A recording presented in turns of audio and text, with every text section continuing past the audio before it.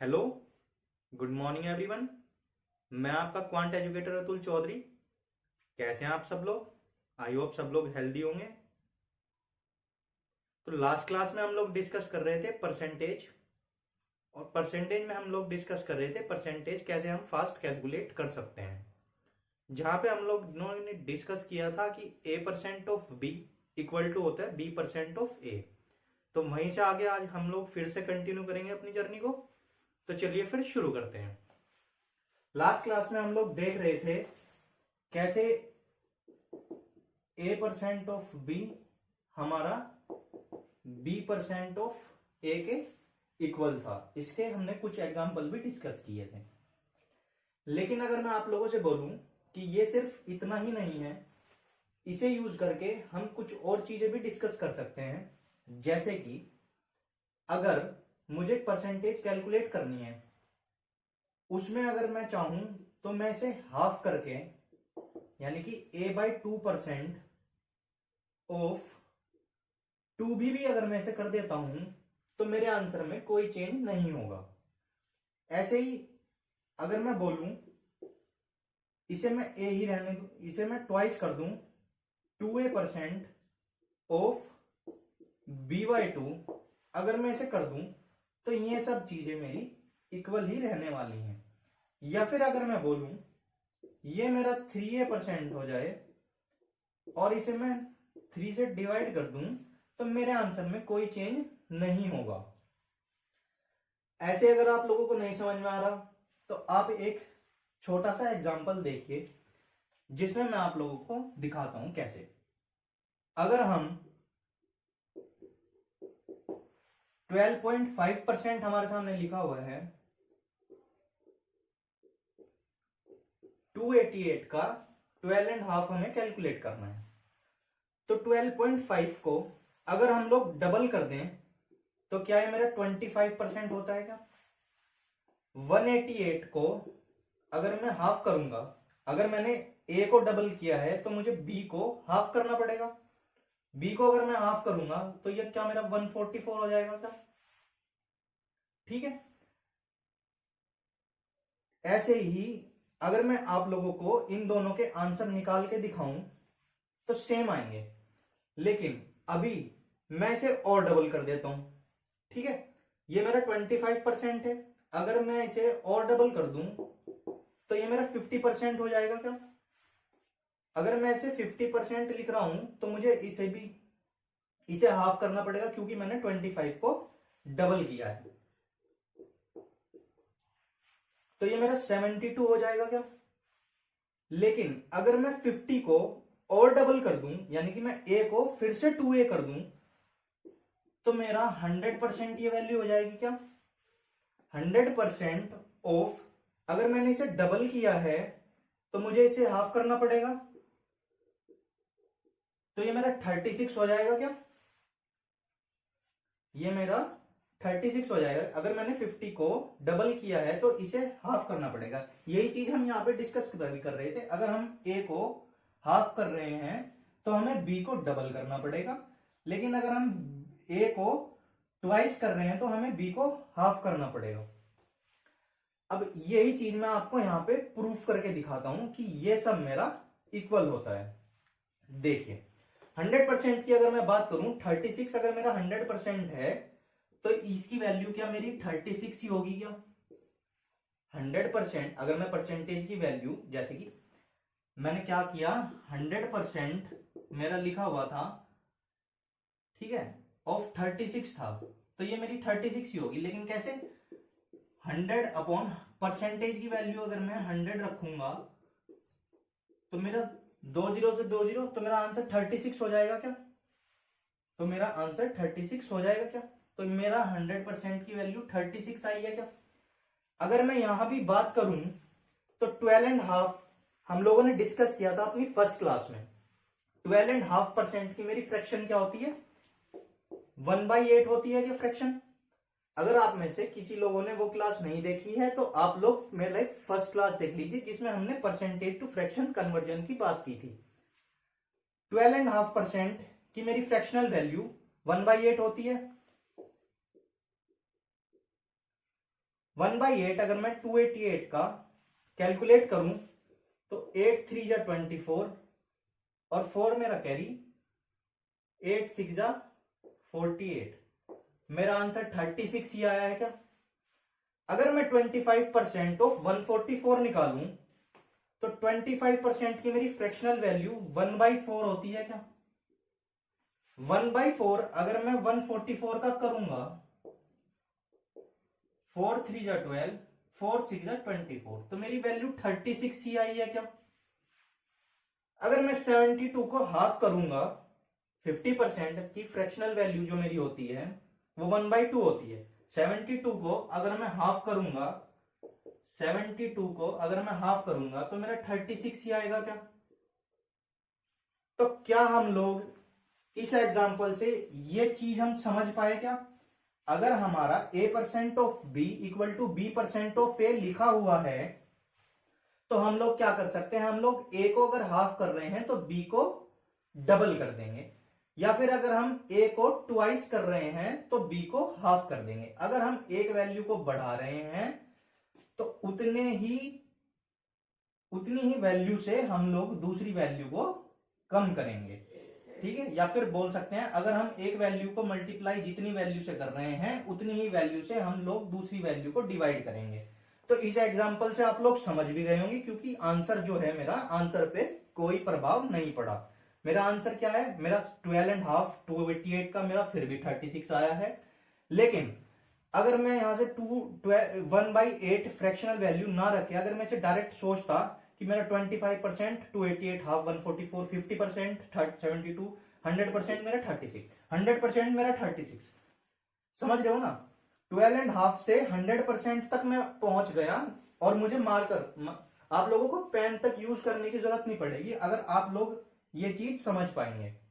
जैसे 12.5% था, just double किया डबल किया डबल किया, मेरी 100% की डायरेक्ट वैल्यू आ गई 36, मैं 100% तक पहुंच गया। ऐसे ही ये चीज हमारी कैलकुलेशन में बहुत हेल्प करती है। आप लोगों को मैं कुछ और एग्जांपल देता हूं, तब आप लोग बेहतर तरीके से इस चीज को समझ पाएंगे। चलिए फिर कुछ और एग्जांपल हम लोग इसके डिस्कस, अभी जो बात हम डिस्कस कर रहे थे, आइए कुछ और एग्जांपल हम लोग उसके देखते हैं। जैसे हमारे सामने अगर लिखा हुआ है 35%, हमें 180 का कैलकुलेट करना है, ठीक है। वैसे तो मैंने आप लोगों को बताया था कैसे हम लोग 5 का मल्टीपल यूज करके फ्रैक्शनल वैल्यू में 35 की वैल्यू निकाल सकते हैं, 35% की फ्रैक्शनल वैल्यू निकाल सकते हैं, कैलकुलेट कर सकते हैं।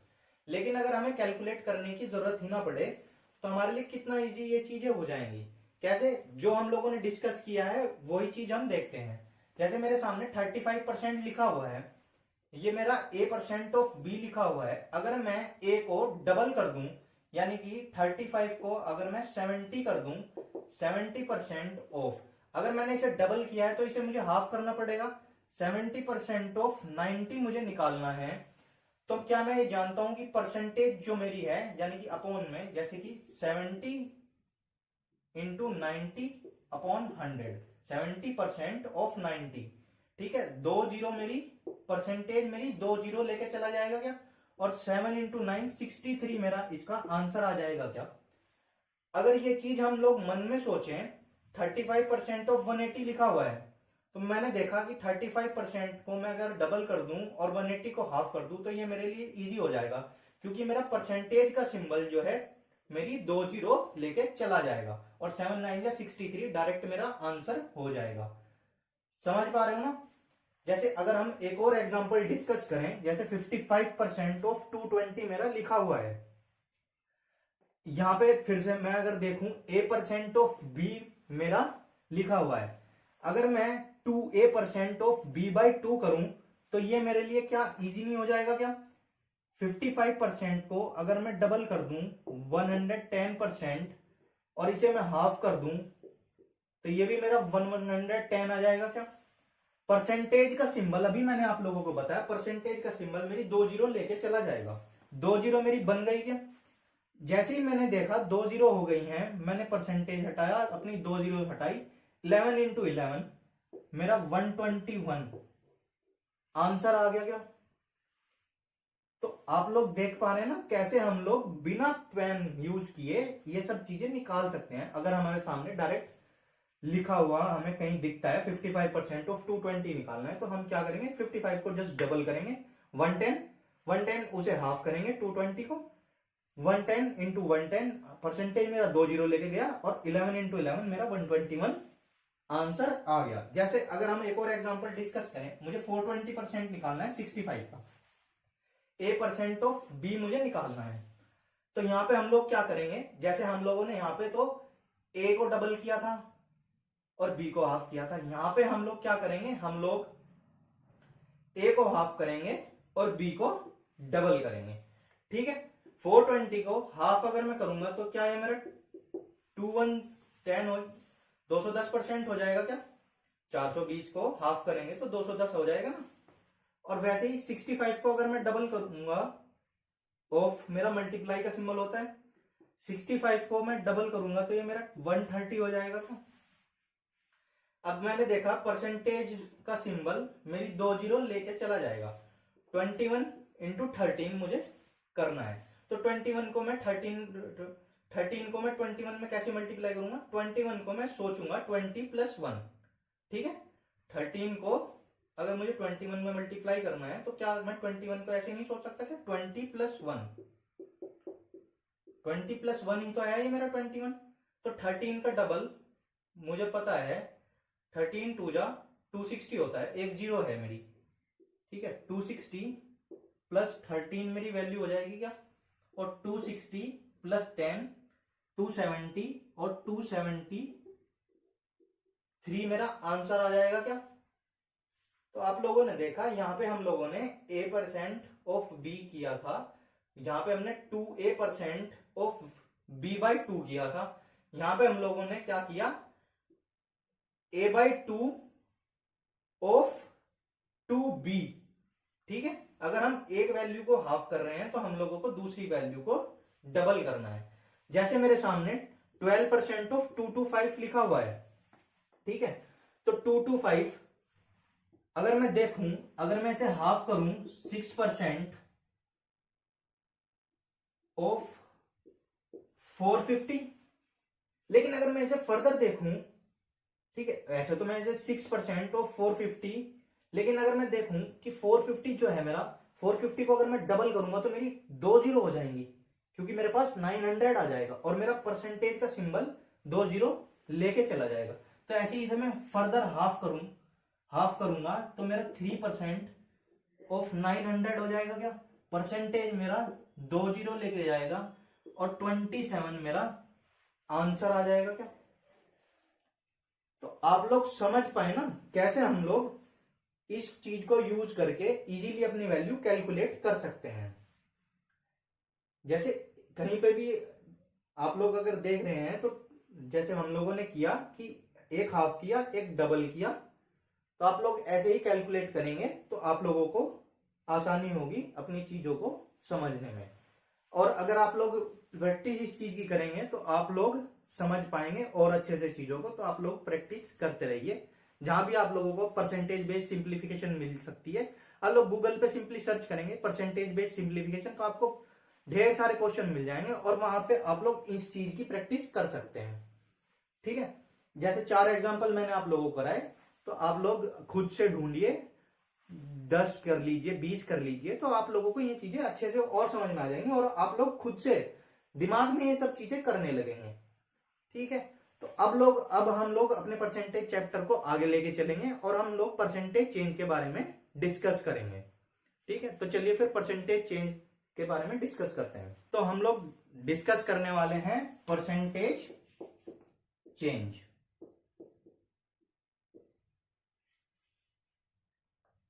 ठीक है, परसेंटेज चेंज में हम लोग डिस्कस करेंगे। परसेंटेज चेंज में अगर मैं आप लोगों को सिंपली बताऊं तो इसके 2 फॉर्मूले हमारे होते हैं, परसेंटेज इंक्रीज, कितना परसेंट हमारा इंक्रीमेंट हुआ है, एक होता है हमारा परसेंटेज डिक्रीज, कितना परसेंट हमारा डिक्रीमेंट हुआ है। जैसे अगर मैं आप लोगों को एक एग्जांपल दूं, एक लड़का मानते हैं हम, एक लड़का अनुभव है। ठीक है, एक अनुभव है, अनुभव नाम का एक लड़का है, उसकी हाइट की हम लोग बात करते हैं,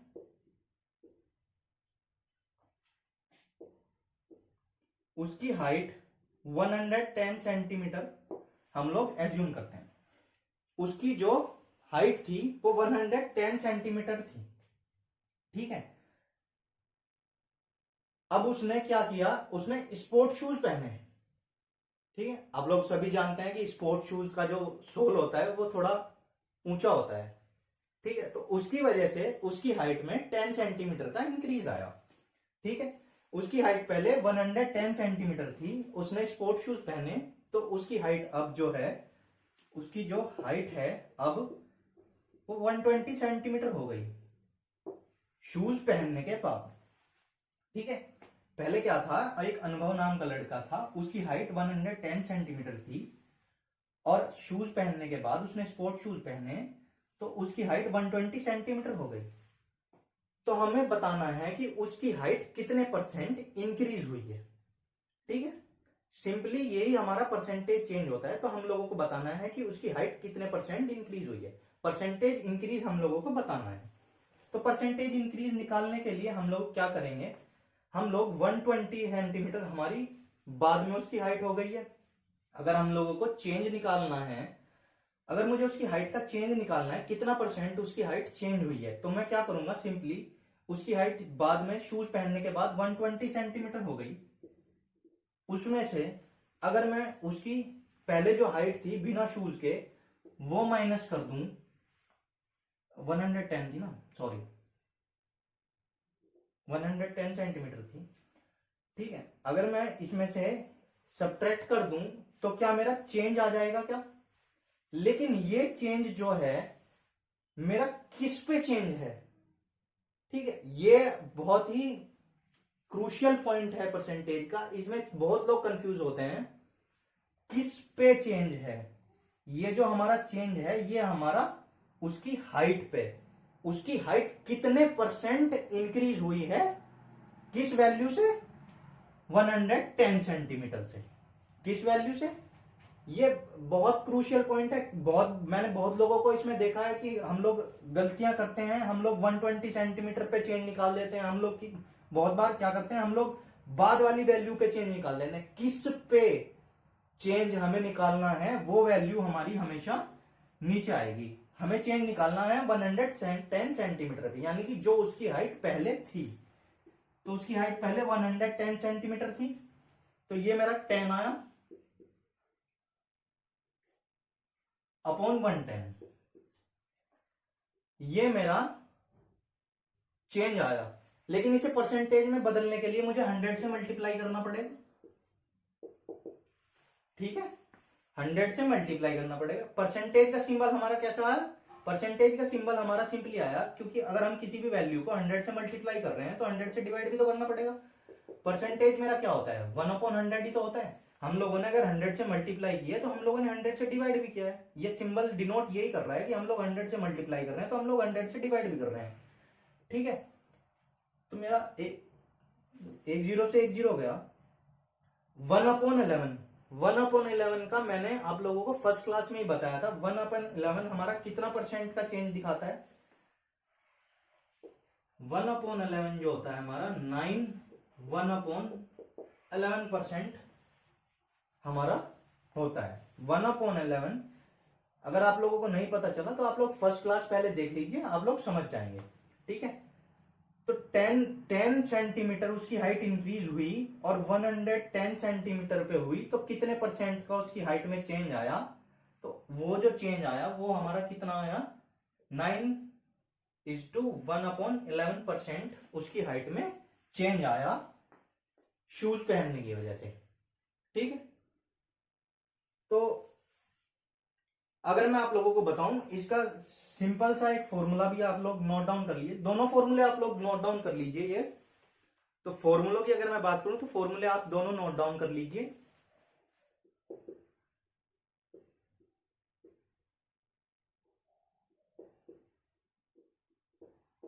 तो परसेंटेज इंक्रीज की अगर हम बात कर रहे हैं तो उसमें हमें क्या करना है, हमारी इंक्रीज वैल्यू कितनी थी हमारी, 120 सेंटीमीटर, यानी कि इंक्रीज वैल्यू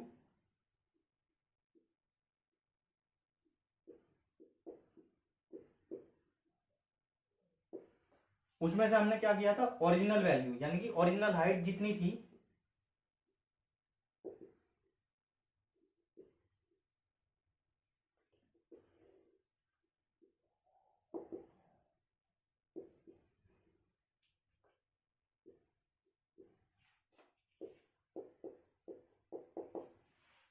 तो परसेंटेज इंक्रीज की अगर हम बात कर रहे हैं तो हमारी इंक्रीज वैल्यू यानी कि हम लोगों ने क्या किया था 120 सेंटीमीटर माइनस 110 सेंटीमीटर, 110 सेंटीमीटर हमारी ओरिजिनल वैल्यू थी, अपोन में हम लोगों ने ओरिजिनल वैल्यू रखी थी और 100% परसेंटेज कैलकुलेट करने के लिए हमने उसे 100% से मल्टीप्लाई कर लिया था।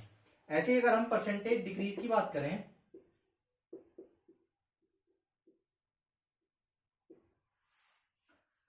परसेंटेज डिक्रीज की अगर हम लोग बात करें तो उसमें हमारा क्या होता है, हम लोग उल्टा करते हैं।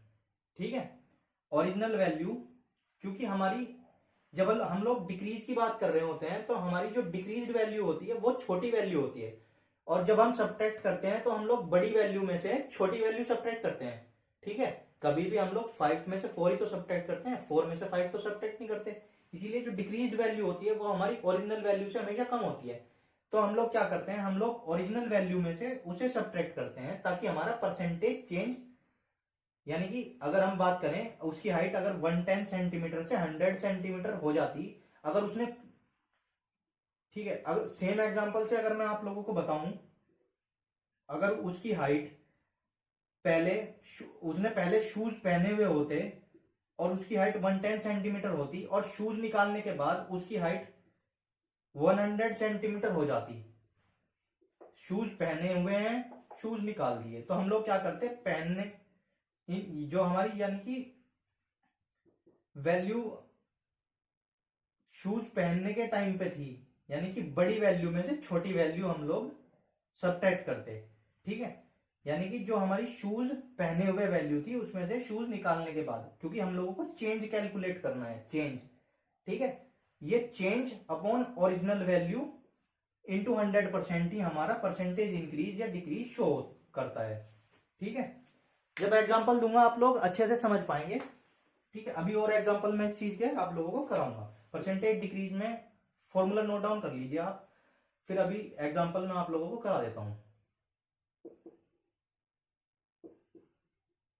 Original value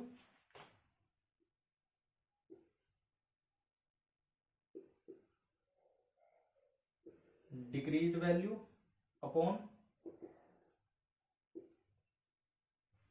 original value, original value minus decrease value यानी कि परसेंट, यानी कि change upon original value into 100% for percentage के लिए, परसेंटेज कैलकुलेट करने के लिए।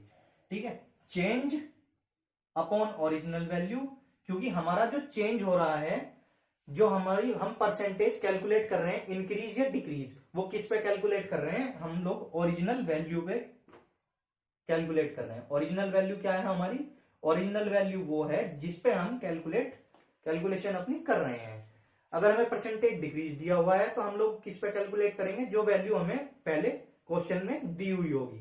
ठीक है, उसे हम लोग क्या बोलते हैं, ओरिजिनल वैल्यू। और डिक्रीज कितनी हमारी डिक्रीज हुई है या कितनी हमारी इंक्रीज हुई है, वो चेंज निकालने के लिए हमें, अगर हमारा इंक्रीज हुआ है वैल्यू तो इंक्रीज वैल्यू में से ओरिजिनल वैल्यू सब्ट्रैक्ट करके, और किस पे, ये पॉइंट मैंने आप लोगों को बताया है, ये पॉइंट इंपॉर्टेंट होता है, किस पे निकाल रहे हैं हम परसेंटेज। क्वेश्चन आप लोग लगाएंगे जब, तो आप लोगों को समझ आएगा किस पे, इसमें बहुत लोग गलती कर रहे हैं, किस पे निकालनी है हमें परसेंटेज। ठीक है, ये मैं बार बार आप लोगों को इसीलिए बता रहा हूं क्योंकि मैंने गलती करते हुए लोगों को नोटिस किया और मैं भी कभी इस चीज में गलती कर दिया करता था। ठीक है, फॉर्मूले आपने नोट डाउन कर लिए। अब हम लोग एग्जाम्पल डिस्कस करते हैं दोनों के लिए। पहले हम परसेंटेज डिक्रीज का ही एक एग्जाम्पल डिस्कस करते हैं। एक शॉपकीपर है, हम एक शॉपकीपर एज्यूम करते हैं, एक शॉपकीपर है, वो चिप्स का एक कार्टन खरीदता है। ठीक है, वो एक चिप्स का कार्टन खरीदता है। उस कार्टन में ओरिजिनली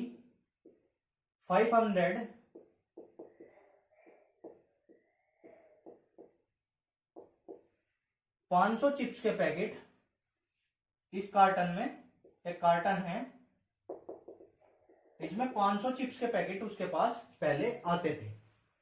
ठीक है, अब कंपनी ने क्या किया, कंपनी लॉस में चल रही थी, इसीलिए कंपनी ने पैकेट जो है रिड्यूस कर दिए।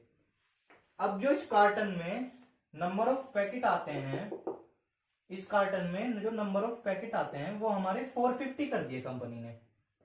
ठीक है, 450 पैकेट हमारे कंपनी ने कर दिए ड्यू टू सम लॉस। ठीक है, इसलिए हमें बताना है कि कार्टन में कितने परसेंट हमारा डिक्रीज हो गई वैल्यू चिप्स के पैकेट की, शॉपकीपर के लिए कितने परसेंट का चेंज आया, यानी कि हमें परसेंटेज डिक्रीज कितनी हुई है चिप्स के पैकेट की एक कार्टन में, वो कैलकुलेट करनी है। तो हम लोगों ने अभी क्या फॉर्मूले में डिस्कस किया था, परसेंटेज डिक्रीज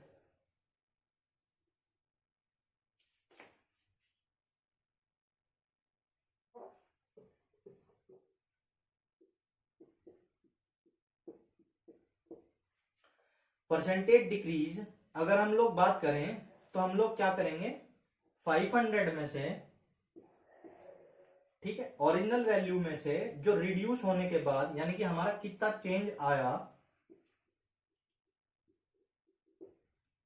वो चेंज और किस पे ये चेंज आया, ये हमारा क्या हुआ, चेंज।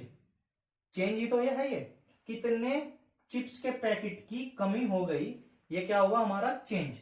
लेकिन ये चेंज हुआ किस पे, ये हुआ है हमारा 500 चिप्स के पैकेट पे। किस पे ये चेंज हुआ है, ये मैं आप लोगों को फिर से बता रहा हूं, ये बहुत इंपॉर्टेंट पॉइंट होता है। किस पे चेंज हुआ है वो वैल्यू हमेशा हमें नीचे लिखनी होती है परसेंटेज कैलकुलेट करने के लिए। तो हमारा किस पे चेंज हुआ है, 500 चिप्स के पैकेट पे, पूरे कार्टन में जो पहले चिप्स आते थे उस पे ये चेंज हुआ है। परसेंटेज कैलकुलेट करने के लिए 100 से मैं मल्टीप्लाई करूंगा, तो ये मेरी वैल्यू 50 आ गई। क्या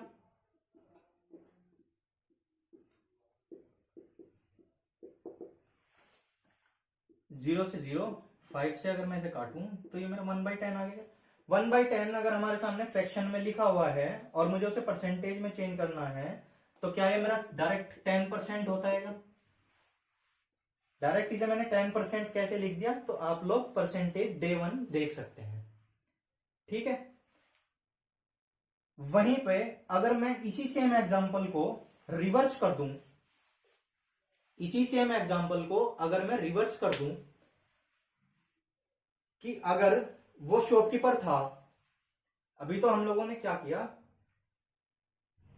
पहले कार्टन में 500 चिप्स के पैकेट आते थे, फिर कंपनी को लॉस हुआ, कंपनी 450 चिप्स के पैकेट बेचने लगी, तो शॉपकीपर के लिए कितने परसेंट का डिक्रीज हुआ चिप्स के पैकेट में, हम लोगों ने ये कैलकुलेट किया।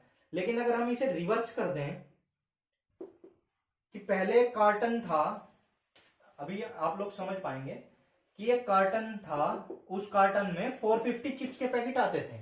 अब शॉपकीपर के पास जो पहले कार्टन आ रहा है वो ये वाला आ रहा है। ठीक है, कंपनी ने क्या किया, कंपनी ने उसमें चिप्स के पैकेट बढ़ा दिए। ठीक है, शॉपकीपर के पास अब क्या हो रहा है, अब शॉपकीपर के पास ये वाला कार्टन आ रहा है। ठीक है, 450 चिप्स के पैकेट उसके पास वापस से आ रहे हैं, लेकिन कंपनी ने क्या किया, कंपनी ने फिर से 500 चिप्स के पैकेट देना शुरू कर दिया। भाई सारे शॉपकीपर की यूनियन ने कंपनी वालों को बोला कि भाई ऐसे तो नहीं चल पाएगा, आप लोग फिर से 500 चिप्स के पैकेट देना शुरू कीजिए। तो कंपनी ने फिर से क्या किया, 450 चिप्स पैकेट जो वो दे रहे थे उसे फिर से 500 कर दिया। तो अब जो है परसेंटेज इंक्रीज जो हमें निकालना है, परसेंटेज इंक्रीज किस पे होगा, अब देखो, अब वो पॉइंट आप लोगों को बिल्कुल क्रिस्टल क्लियर हो जाएगा। अब जो हमारा चेंज होगा वो 450 चिप्स के पैकेट पे होगा।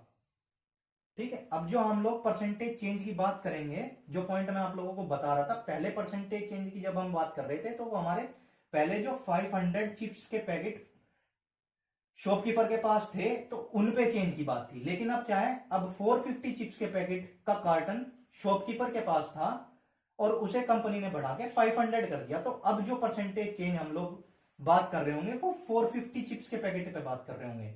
ठीक है, समझ पा रहे हो मेरी बात? ये बहुत ही अच्छा पॉइंट है कि किस पे हम लोग परसेंटेज कैलकुलेट करते हैं। देखिए, तो 450 चिप्स के पैकेट थे, अब हमारे पास 500 आने लगे, तो परसेंटेज इंक्रीज,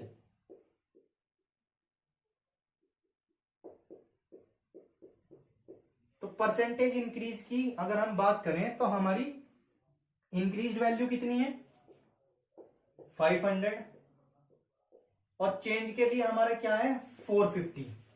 और अब हम लोग किस पे चेंज की बात कर रहे हैं, हम लोग चेंज की बात कर रहे हैं 450 पे। ठीक है, इनटू मेरा 100%, तो हमारा परसेंटेज कितना आएगा 50/450। 5 से अगर मैं 45 काटूं तो मेरा 1/9 होता है। 1/9 इंटू 100% अगर मैं करूं, मेरे 1/9 की परसेंटेज वैल्यू कौन बताएगा? कमेंट सेक्शन में मुझे बताना आप लोग इस 1/9 की परसेंटेज वैल्यू क्या होती है। ठीक है, इस 1/9 फ्रैक्शन की परसेंटेज वैल्यू क्या होती है, कमेंट सेक्शन में आप लोग बताइएगा। वैसे मैं आप लोगों को बता देता हूं अभी, तो 1/9 की जो मेरी परसेंटेज वैल्यू होती है वो 11/9% होती है। तो आप लोग मुझे किसकी बताएंगे? आप लोग मुझे 5/9 की बताएंगे। ठीक है, 5/9 की आप लोग मुझे परसेंटेज वैल्यू बताएंगे कमेंट सेक्शन में। ठीक है, तो परसेंटेज चेंज आप लोग समझ पाए ना किस पे निकालना है? एक बार दोबारा मैं आप लोगों को एक्सप्लेन कर देता हूं। जो हमारी ओरिजिनल वैल्यू होती है, पहले हम लोग क्या कर रहे थे, पहले शॉपकीपर के पास जो 500 चिप्स का पैकेट था, ओरिजिनल वैल्यू उसके लिए वो थी। ठीक है, लेकिन फिर से उसके पास क्या हुआ कि जब 450 से वापस उस कंपनी ने 500 किया, तो अब कार्टन कौन सा है शॉपकीपर के पास? 450 चिप्स पैकेट वाला कार्टन उसके पास है। तो किस पे चेंज करते हैं हम लोग? ओरिजिनल वैल्यू पे चेंज करते हैं। चेंज जब निकालते हैं तो हम लोग ओरिजिनल वैल्यू पे कैलकुलेट उसे कर रहे होते हैं। क्या इतनी बात आप लोग समझ पाए? तो चलिए कुछ और चीजें हम लोग डिस्कस करते हैं। अगर मैं बोलूं मेरे पास 100 रुपीज है, ठीक है, और मेरे इन 100 रुपीज में 10% का इंक्रीमेंट हुआ। ठीक है, यानी कि मेरे 100 रुपीज में मैं अगर बोलूं मेरे 10% का इंक्रीमेंट हुआ, तो एक तो मैं इसे कैसे कैलकुलेट करूंगा कि भाई कितना मेरा पैसा हो गया। 10% का चेंज मेरा कितने पे हुआ है? मेरे 100 रुपीज पे। 10% की मेरी फ्रैक्शनल वैल्यू 1/10 होती है। मेरे 100 रुपीज पे चेंज हुआ तो मेरी वैल्यू कितनी है 10, यानी कि मेरे 100 रुपीज जो थे उनमें 10 का इंक्रीमेंट होके वो 110 हो गए। तो एक तो हमने इसे कैलकुलेट किया ऐसे, ये हमारा क्या होता था, ये हमारा होता था ट्रेडिशनल मेथड। लेकिन अगर हमें डायरेक्ट अपनी वैल्यूज को कैलकुलेट करना है तो हम लोग क्या करेंगे, हम लोग इस 10% की फ्रैक्शनल वैल्यू लिखेंगे। ठीक है, 1/10। ठीक है, तो मेरा अगर मैं आप लोगों से पूछूं कि कितने परसेंट मेरा इंक्रीमेंट हुआ है, तो मेरा 10% इंक्रीमेंट हुआ है। अगर मैं आप लोगों को बताऊं तो ये 10% का 10% ही 1 है। भाई ये हमारे सामने अगर परसेंटेज और फ्रैक्शन वैल्यू इनकी लिखी हुई है तो इसका मतलब यही तो है कि भाई 10% का 10% मेरा 1 है। यानी कि अगर ये मेरी एक वैल्यू है, ठीक है, अगर ये मेरी एक वैल्यू है, इस वैल्यू और ये अगर कोई वैल्यू लिखी हुई है तो ये 10 इक्वल टू कुछ भी हो सकता है। अभी आप लोग ये चीजें समझ जाएंगे धीरे धीरे, जब मैं आप लोगों को और एग्जांपल दूंगा तो आप लोग इस चीज को समझ पाएंगे। भाई ये 10 का 10% मेरा 1 है, यानी कि 10 का 10% जो है, क्या इसे मैं बोल सकता हूं ये इसका परसेंटेज रिजल्ट है। 10 का 10 सॉरी 10 का 10% 1 है, तो ये इसका परसेंटेज रिजल्ट है क्या भाई? 10 का 10% 1, तो ये इसका परसेंटेज रिजल्ट है क्या? तो ऐसे ही अगर मैं बात करूं, मेरे 10%, मेरे 100 रुपीज पे 10% का इंक्रीमेंट हुआ था, तो मेरे 10 पे जो मेरी ओरिजिनल वैल्यू थी उसका 10% का इंक्रीमेंट हुआ था। यानी कि अगर मैं बोलूं मेरे 10 को 1 मिल गया था क्या भाई? सिंपली बात है, अगर मेरे 10% का इंक्रीमेंट हुआ है, उसकी फ्रैक्शनल वैल्यू 1/10 है, तो 10 का 10% 1 है। तो अगर मैं बोलूं कि भाई ये मेरा जो 10 था ये मेरा 100 के बराबर था, और 10 से मेरा 10% का इंक्रीमेंट यानी कि 1 का इंक्रीमेंट मेरा हुआ है, तो यानी कि 10 पे मेरा 1 का इंक्रीमेंट होके वैल्यू मेरी 11 हो गई क्या? तो अगर मेरा 10 100% के बराबर है, तो अगर मैं बोलूं मेरा 1 10 के बराबर होगा क्या भाई? मेरी 1 की वैल्यू 10 के बराबर हो गई क्या? और अगर मैं 11 इंटू 10 करूं, यानी कि 11 की मुझे वैल्यू निकालनी है, 1 की मुझे पता है, तो 11 इंटू 1 की वैल्यू ये हमारी 10 आई है, तो 110 में ऐसे निकाल सकता हूं क्या? ठीक है, तो मैं सिंपली आप लोगों को क्या समझाना चाह रहा हूं, मैं ये समझाना चाह रहा हूं कि अगर हम लोगों को कोई एक चीज लिखी हुई है, उस पर परसेंटेज इंक्रीमेंट हुआ है, जैसे मेरा 10% का इंक्रीमेंट अगर हुआ है, तो मेरी वैल्यू 1/10 थी, 10 पे 10% का इंक्रीज हो गए, तो मैं क्या बोल सकता हूं, वो 11/10 हो गई। मेरे जो 100 रुपए थे वो अब 11/10 हो गए, 10 पे 1 बढ़ गया। ठीक है, मेरे 10 पे 10% का इंक्रीज हुआ, यानी कि वो 10 1 बढ़ के 11 हो गया। ठीक है, तो मेरा 11 इंटू 10 वो 110 हो गई क्या? तो ये कुछ तरीके होते हैं हमें, अगर हम ना चाहें तो ऐसे भी कर सकते हैं कि 100 का हमने 10% निकाला, फिर ओरिजिनल वैल्यू में सम कर दिया। ओरिजिनल वैल्यू थी मेरी, उसमें हमने 10% निकाल के ऐड कर दिया। लेकिन अगर हमें तेज करनी है अपनी ये चीजें, ठीक है, और मन में करनी है, तो हम लोग क्या कर सकते हैं, 10 का 10% 1, यानी कि 10 से मेरी वैल्यू 11 हो गई, और 10 की वैल्यू 100 है, तो 11 की वैल्यू मैं कैलकुलेट कर सकता हूं। ठीक है, तो इतना ही बात आप लोगों को समझ आई क्या? तो आज हम लोग इतना ही पढ़ेंगे। वीडियो पसंद आई हो तो लाइक कीजिएगा, चैनल को सब्सक्राइब कर लीजिएगा। नेक्स्ट वीडियो में हम लोग परसेंटेज चेंज के एक स्पेशल केस में डील करेंगे। ठीक है, और उससे आप लोग देखेंगे कि आपके क्वेश्चंस कितना जल्दी हो रहे हैं, जो क्वेश्चंस एग्जाम में भी आते हैं बहुत बार। ठीक है, तो मिलते हैं नेक्स्ट वीडियो में। चैनल को सब्सक्राइब कर लीजिएगा, वीडियो को लाइक कर दीजिएगा, और अपने फ्रेंड्स और फैमिली में शेयर कीजिएगा जो भी कंपटीशन की तैयारी कर रहे हैं। Thank you.